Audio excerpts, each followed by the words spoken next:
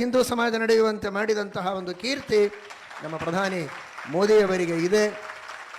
ಇವರು ವಿಶ್ವವನ್ನು ಪ್ರಸನ್ನವನ್ನಾಗಿ ಮಾಡಿ ವಿಶ್ವಪ್ರಸನ್ನರು ಅನ್ನುವ ಹೆಸರು ಸಾರ್ಥಕ ಮಾಡಿಕೊಂಡ್ರೆ ಎಲ್ಲರಿಗೆ ಮೋದವನ್ನು ಉಂಟು ಮಾಡಿ ಇಡೀ ಆಸ್ತಿಕ ಸಮಾಜಕ್ಕೆ ಸಂತೋಷವನ್ನು ಕೊಟ್ಟು ಮೋದಿ ಅನ್ನುವ ಹೆಸರನ್ನು ಅವರು ಸಾರ್ಥಕ ಮಾಡಿಕೊಂಡಿದ್ದಾರೆ.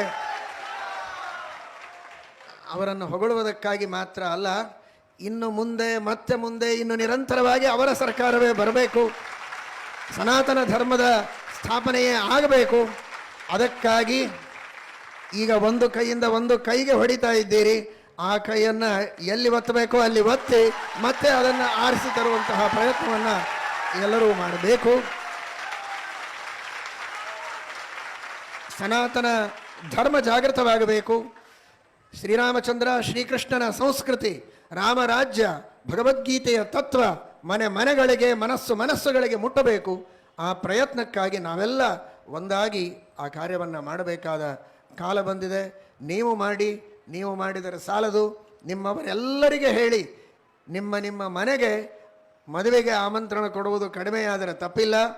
ಬರೀ ಆಮಂತ್ರಣ ಕೊಡಬೇಡಿ, ಏನು ಮಾಡಬೇಕು ಅಂತ ಹೇಳಿ ಕರೆದುಕೊಂಡು ಬಂದು ಅವರಿಂದ ಆ ಕಾರ್ಯವನ್ನು ಮಾಡಿಸಿ ಮತ್ತೆ ಸನಾತನ ಧರ್ಮ ಸ್ಥಾಯಿಯಾಗುವಂತೆ ಜಾಗೃತವಾಗುವಂತೆ ನಾವೆಲ್ಲ ಮಾಡಬೇಕು.